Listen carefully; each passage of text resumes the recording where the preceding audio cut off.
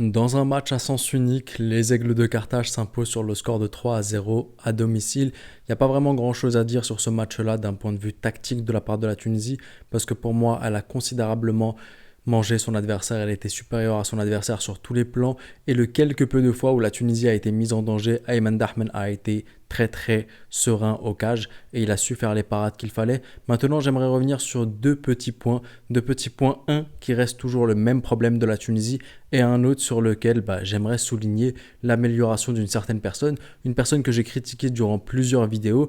Lorsqu'il faut critiquer, je critique, mais lorsque la personne est à saluer et que la personne progresse, il faut aussi la saluer. Et le joueur en question, le joueur que j'incendiais énormément, que je terminais énormément lors de mes débriefings de la Tunisie ou même lors d'une vidéo comme ça parce que j'en avais marre de son attitude et marre de la façon dont les gens le percevaient sur les réseaux sociaux, c'est bien Hannibal Mejbri pour les plus francophones.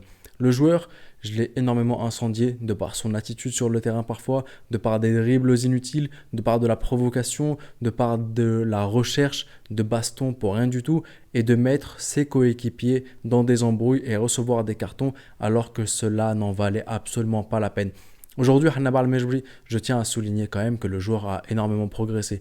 Depuis son prêt à Birmingham de mémoire, le nom du club en D2 anglaise, je trouve que le joueur a énormément progressé, a énormément pris en maturité, notamment dans sa vision du jeu et notamment dans ses choix sur le terrain. Plus de dribbles inutiles, des passes à l'aveugle pour se faire un peu plaisir, pour faire le show, des passes complètement bien millimétré, des centres super. C'est Feddine Jaziri qui a énormément loupé, j'en reviendrai sur cela par la suite. Mais Hannibal a été pour moi l'homme du match, un joueur irréprochable sur ce match-là.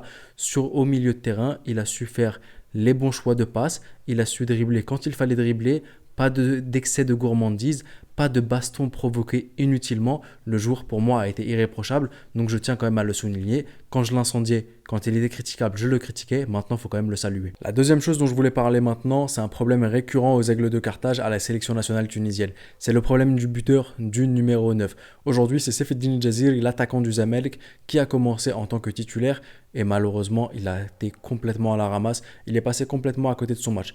Tous les centres ou toutes les passes qu'il a pu recevoir, soit il avait une mauvaise lecture de la trajectoire de la balle, il était trop en avance, soit trop en retard. En termes de finition, ça a été complètement très loin. Et même lorsqu'on l'a remplacé, lorsqu'on a fait rentrer Haitham Jouini, j'ai trouvé, première fois que je voyais le joueur, et je l'ai trouvé même lui très critiquable.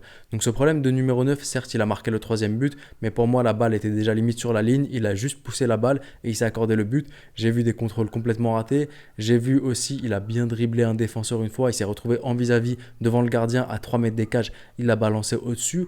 Donc je pense que ce problème de numéro 9 est très préjudiciable à l'équipe tunisienne. Quand je vois les efforts de la part des milieux de terrain qui distribuent énormément et même de la part des ailiers, notamment Youssef Msakni qui a été plutôt pas mal sur ce match-là, et que ensuite je vois qu'il n'y a pas un numéro 9 qui sait vraiment terminer les occasions, je trouve que c'est très problématique pour la Tunisie. Aujourd'hui, tu as eu affaire à un adversaire qui était bien plus faible que toi, donc tu as eu énormément d'occasions, mais problème, lorsque tu feras face à un adversaire plus fort, où tu auras moins d'occasions et que tes neufs ne savent pas finir, là ça va être bien plus problématique. Et la question qui se pose maintenant et que je me pose et à laquelle je vous invite à répondre, parce que vous saurez mieux répondre que moi, les passionnés du football tunisien, c'est qui peut être le numéro 9 d'avenir de la sélection nationale tunisienne?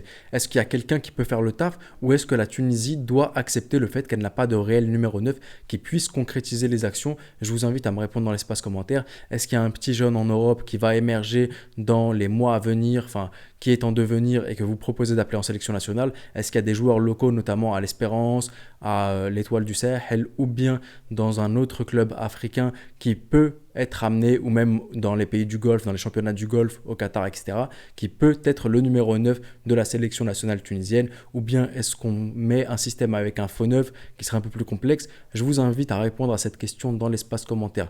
Donc voilà un peu ce que j'avais à dire sur ce match-là de la Tunisie. Pour moi, un match plutôt maîtrisé face à un adversaire totalement abordable. Ça faisait longtemps qu'on n'avait pas vu la Tunisie maîtriser un adversaire abordable.